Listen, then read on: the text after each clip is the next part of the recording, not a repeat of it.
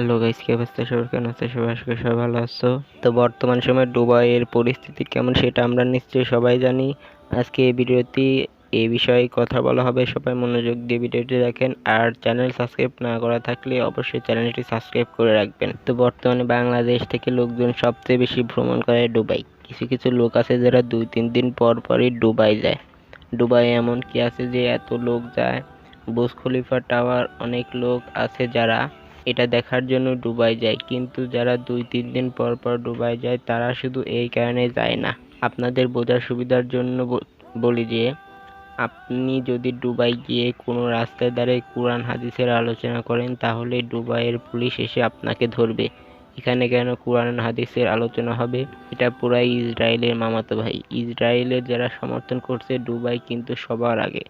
শুধু জুব্বা পরে মাথায় পাগড়ি দেয়, তাতেই মনে হয় তারা যেন জান্নাত থেকে পালাইয়া আসছে। মদ নারী দিয়ে তাদের তামাশা, তাদের মাথাটা একেবারে গেছে।